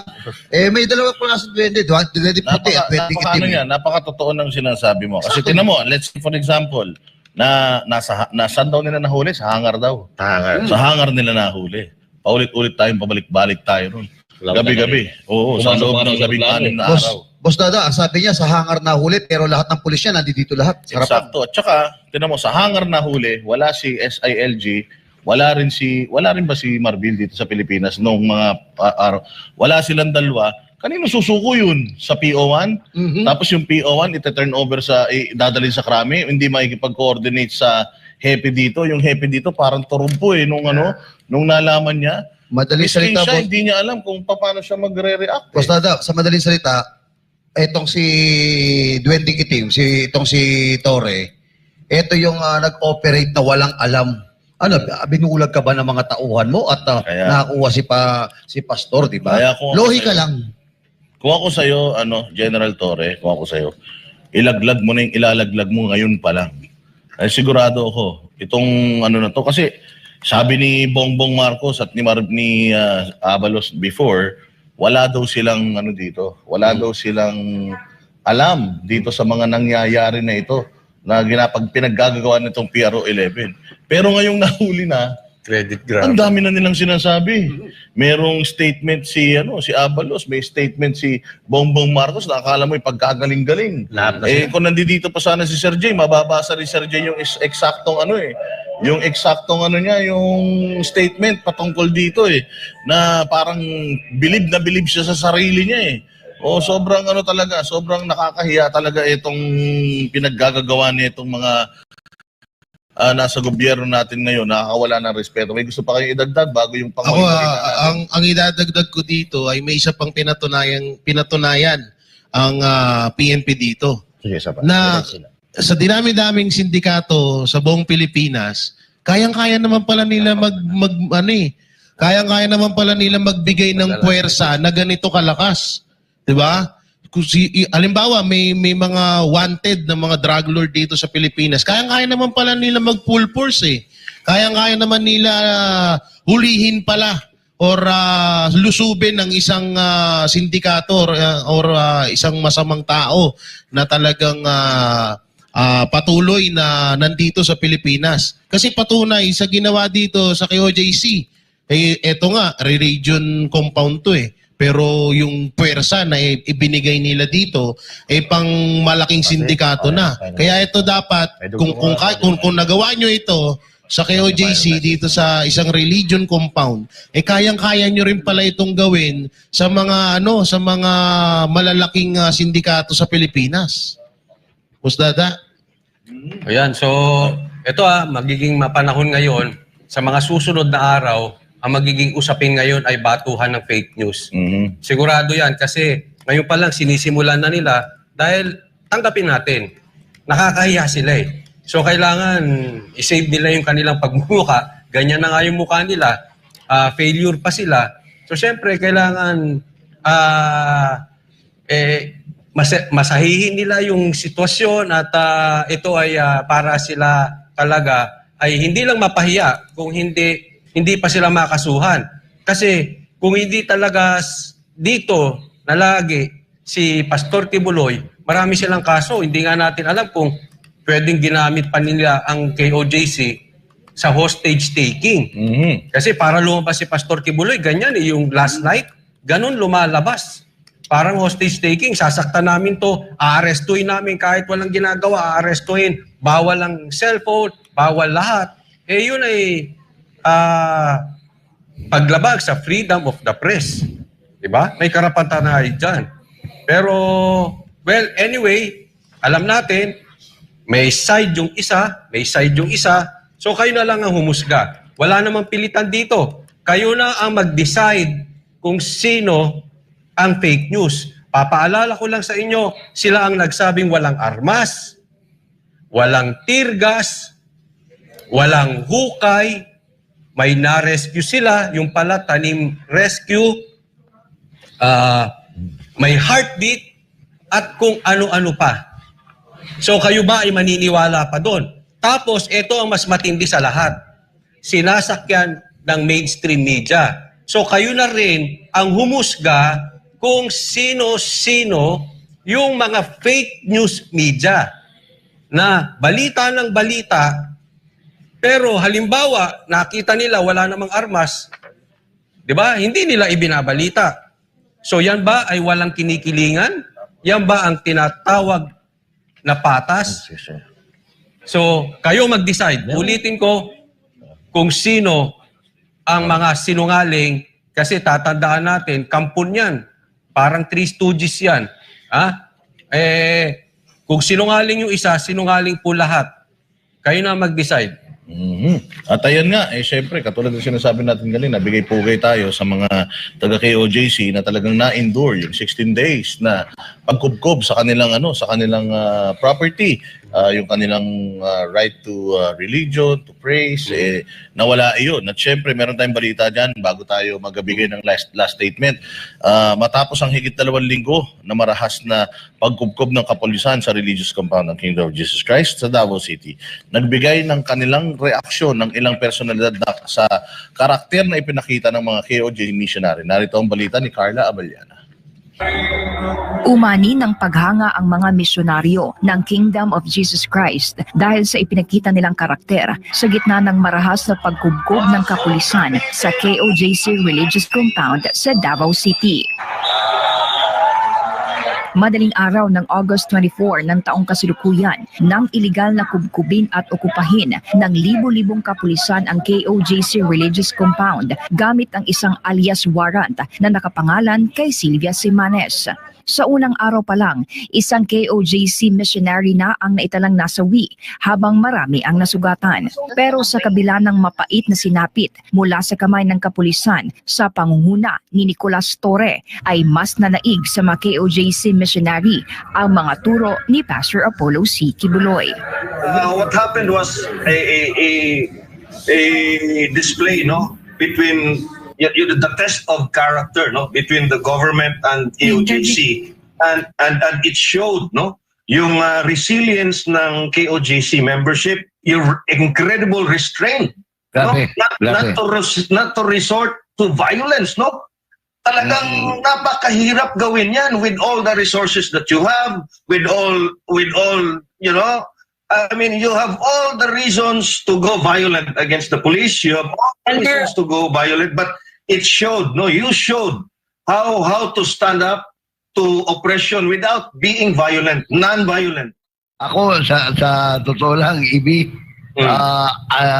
hindi ko siguro, mahaba ang pasensya ko, pagkaganyan na siguro yung, tingin ko, first day pa lang, magkakaproblema na eh. Admirable faith talaga, and the strength of your faith and your character just shown through all these dark times, na nakita natin dun sa pagmamarahas ng Marcos administration, taas noo kayo, at saka panalo kayo, very victorious. Dagdag pa ni former NTF-ELCAC spokesperson Dr. Lorraine Baduy, kung hindi na bago ni Pastor Apollo ang buhay ng mga KOJC missionary and members, ay talagang magiging magulo ang kalalabasan ng pag-ukupa ng PNP sa kanilang compound. Hindi pa sila na-transform talaga ni Pastor. Pwede silang mag-retaliate, natutulog. Pwede yun. Patayin, di ba? But they did not do it, kahit nagpupuyos yung puso nila. Samantala, hindi naman alintana ng mga taga-KOJC mula sa kamay ng kapulisan at tuloy pa rin ang kanilang mga aktibidad gaya ng Global Workers Camp at Anniversary Celebration. Para sa Diyos at Pilipinas Kumahala, Carla Abellana, SMNI News. At ayun. Okay, so ayun na nga, Yan. At siyempre, katulad siyempre, i-stress out natin dito itong mga fake news talaga na inilalabas ng iba't ibang sa mainstream media, social media personalities, at of course, pati nga mga kapulisan natin talagang nakikipagtulungan na sila sa pagpapakalat ng kasinungalingan. Hindi ko sa nila lahat, pero dito nakakatakot, spokesperson pa mismo nila. Ano mo nga, yung kay Tori, yung kay Tori nga, pakisayo mo, kayabang-yabang mo kahapon, wala kang idea. Ngayon na naman, nagbibigay ka na naman statement sa Bible School mo na so, huli si Pastor Kibuloy. Meron tayong maraming mga nagsasabi, marami na mga nagsasabi na sa hangar naman daw sa hangar nahuli si Pastor Apollo Kibuloy. Pero may bagong statement sa General Torre na sa Bible School na naman nahuli si Pastor Kibuloy. Ano ba talaga, kuya? Ano ang katotohanan? Ayan ang problema sa inyo eh. May Viber naman, hindi kayo nagba-Viber, iba-iba mga sinasabi ninyo. So ito ito sabihin na natin na totoo yung sinasabi ni Bongbong Marcos. Yung mga sinabi niya kanina, hindi ko na uulitin kasi ang pangit na pagkakasabi niya eh. Kung totoo yun, ito ay nangangahulugan lang na hindi talaga kayo pwedeng pagkatiwalaan. Kung yung si Pastor Kibuloy ay nakiusap sa ISAF para yun ISAF ang magdala sa kanya. So, hindi kayo pwedeng pagkatiwalaan or hindi nyo kayang ipatupad ang batas na hindi kayo nananakot, nang hindi kayo nang i-intimidate gamit ang inyong kapangyarihan. So, biruin nyo isang pastor ang huhulihin ninyo. Tapos libo-libong pulis ang dadalhin nyo dito. Hindi ba nakakatawa yun? Samantalang yung rebelde na hinuhuli dati, 300 pulis lang ang pinadala. Hindi ba nakakahiya yun, mga sir, mga ma'am? So ano po ba tayo dito? Ito, bilyon-bilyon po ang danyos na hihingin sa inyo ng KOJC. Taxpayers money yan, brother. Yes, that's taxpayers money. Iisahin tayo sa sarili nating mantika. Pera ng taong bayan ang ginagastos nyo sa walang kabuluhan. Ano nangyari? At yung gagastusin nila sa pagbabayad nila rito sa damages, pera Correct. ng taong bayan. Pera pa rin ng taong bayan. Yung sisingilin ng KOJC na billions of pesos kasi the integrity of the building was lost kasi yung sa hukay ninyo na hindi namin alam or hindi alam ng mga KOJC kung maayos ba ito yung pagkakatambak nyo. Pero the fact na hinukay nyo yun, wala na. Konting lindol lang, apektado. But anyway, mga kapatid, mga kababayan, nananawagan po tayo sa ating mga kababayan Pilipino na tayo po ay maging mapagmatsyag. Kung may nakikita po tayong pagkakamali, uso naman ang social media ngayon eh. Magsalita po tayo. Kung gusto nyo mabago ang kalagayan ng ating bansa, kung gusto nyo mailigtas sa tiyak na kapahamakan at kasamaan ng ating bansa, magsalita po tayo, magtulong-tulong po tayo, magpalaganap ng katotohanan. Dahil kung di tayo magsasalita, wala. Malulublob tayo sa bansa na puro kasinungalingan. Ang pangarap lang naman natin, mapaganda ang ating buhay kahit konti, mapaganda ang ating bansa. Ang di ba, ng mga politiko, gagawing katulad ng Singapore, ang Pilipinas. Paano magiging Singapore ang Pilipinas kung sa maliliit na bagay nagsisinungaling ang ating mga leader? Di ba? Paano tayo niyan? Paano magiging Singapore ang Pilipinas kung kanya-kanyang kurakot? Di ba? Kaya, mga kapatid, wala na pong ibang paraan kundi magtulong-tulong ang mga ordinaryong Pilipino para sugpuin ang epidemya na kumakalat sa politika ng Pilipinas. Maraming salamat po. Okay. At ako ho ay sa nakita ko ho kanina, maliwanag ho yung sinabi ho ni General Torre. Nung in-interview siya kahapon, ang sabi niya, wala akong idea. Hintayin natin na sila ang maglalabas niyan. Pro 11, Regional Director ka. Ikaw ang may pakana lahat ng ito. Tapos, sa'yo mismo, wala kang alam. Ngayon maglalabas ka. Sasabihin mo ngayon, nahuli si Pastor dito sa Bible School. Alam nyo gaano kalapit dito yung Bible School dito sa pinagpulungan nyo? Tingin mo, kung dyan nahuli si Pastor, alayo po ng hangar, sa inyo idadaan si Pastor. Makikita namin dito, nakamonitor kayo. Nuknukan kayo ng sinungaling, sir. Hindi lang pala kay duwending itim. Ito kaya, sabi nga sa inyo, kung ano ang puno, siya ang bunga. Kung maitim ang puno, maitim din ang bunga. Tingnan niyo po, sa atin dito, makikita po natin, mga kapatid, mga kabayan, kung ano ho ang itinanim, again, ni Pastor dito. Tinanim ni Pastor dito sa KOJC ang kabutihan, humility, kababaan ng loob, At nakita ninyo, yung nasaksiyan namin, yun po ang pinamumuhay nila. Pero kung mga salbahe lang ito, sa maiba-iba nyo gawin to, sa mga Muslim nyo gawin ito, ipalagay ko, dumanak na ang dugo. Muli po, at magandang gabi po sa inyo lahat. Maraming salamat sa lahat po ng ating mga nanonood. At po, mabuhay po kayo. Yun. Jay Guevara. Yun nga, ito yung isa sa pinaka, na talaga ng administrasyong Marcos. Nagsimula tayong lokohin ng administrasyong Marcos, pangako nila Pangako niya na sa 20 kilos na bigas, napunta sa Talano Gold, napunta sa flood control, at kung saan-saan pa ho na panloloko ang ginagawa ng Administrasyong Marcos dito sa ating bansa. Hanggang ngayon, na napunta na ho tayo sa issue o sa usapin na pag-aresto kay Pastor Apollo Sikibuloy ay pangluloko pa rin po ang pinapakain sa atin ng administrasyon at nitong mga kanyang mga alagad na katulad niya nila Torre, nila Marbil, nila Abalos. Sa kalokohan na ginagawa nila at sa pagsisinungaling nila, hindi na po kami, hindi na po mga vlogger, hindi na po KOJC member ang nagpatunay na sila ay mga sinungaling, kundi sila mismo ang naglalaglagan sa mga sarili nila. Katulad lang yan ni Torre na nung nakaraan ay wala siyang maibigay na pahayag mapatungkol sa pagsuko ni Pastor Apollo sa ISAP. Eto, may lumabas na naman nga po na video na sinasabi niya na nahuli daw or nadampot si Pastor Apollo Kibuloy sa Bible School, Bible School. Samantalang po yung Bible School na ho yun, napakalapit lang ho nun doon sa mismong area na kung saan andun po lahat ng mga KOJC member. Kaya nga kanina sinabi ko, napakalabo po nung sinasabi nila na dito nila nahuli si Pastor dahil nung sinabi ko nga, dahil kung dito nahuli yun ay malamang sa malamang nagkagulo at hindi nila basta-basta hong nailabas yun. Kaya kayo sa mga kababayan ho natin dyan, paulit-ulit po namin pinapanawagan na sana tama na ho ito. Paulit-ulit na ho tayong niloloko ng administrasyon natin. Simulat sa pool na sa mga pangako nila sa atin ay ni isa wala hong natupad. At puro na lang po propaganda ang ginagawa nila sa atin at panloloko. Dahil simula nung naupo si Marcos Jr.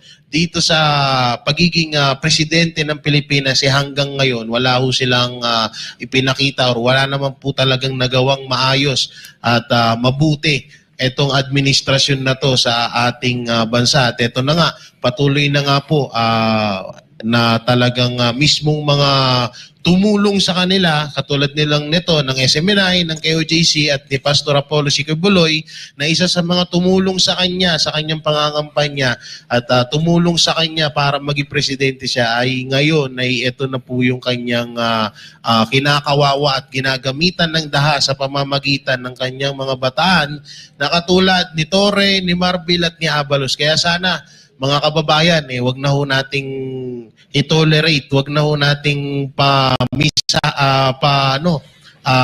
ipagpatuloy ang ginagawang kabaliwan at kaharasan ng gobyernong ito. Sana magkaisa na rin po tayo na itong administrasyon na napakawalang kwenta ngayon ay atin nang pababain sa pwesto. Yun lamang po. Alam mo, dapat magkasundo sila. Pero Coach Oli, alam ko gusto mo reaction na niyan. Pero meron kasi ditong statement ang Department of National Defense na the Department of National Defense will oppose any motion to have Pastor Kibuloy transferred to AFP custody. AFP facilities are subject to strict operational security protocols. Thus, the AFP is not the proper agency to have the custody of suspects in criminal case.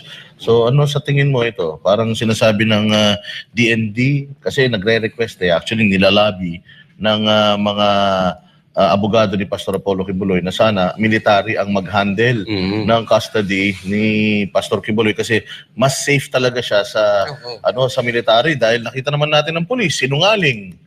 'Di ba? Parang mga baliw na, nakakita na ng mga tao na tumatago sa dingding. 'Di ba? Tapos nakakita na ng mga bata daw sa labas. At tigit sa lahat, sunod-sunuran sa maling utos. Tapos sunod-sunuran sa maling utos. At kahit na huling-huli mo na sa sa pagsisinungaling, ayaw pa rin umamin. Katulad nitong Bible school. Ang lapit ng Bible school. Boss Dada, parang gusto lang i-twist yung kwento, ano? At gumagawa sila ng script na palabasin nila na si Pastor Apollo Kibuloy ay nahuli dito at dito sumurrender si Pastor, then tinurn over nila sa ISAP, sa AFP, ano? Tsaka ito na lang yan yung kanina pa natin pinag-uusapan. Si Pastor Apollo Kibuloy, gusto nilang mangyari, dito daw nahuli, siguro para i-justify na yung ginawa nila ditong lahat ng mga kahayupan, nasa batas. At syempre, alam din naman nila na kung natagpuan, kung si Pastor Kibuloy ay hindi dito natagpuan, sumuko galing sa ibang lugar, patay talaga ang rito, ang PNP rito, mauubos talaga. Mauubos talaga ang nila dito, ang resources nila dito dahil ididemanda talaga sila nito. From day one, lahat ng ginawa nila dito, lahat yun. Nakita mo naman yung presentation ni Dean Torion sa Senado. Since day one, oras-oras, nandoon lahat ng violations.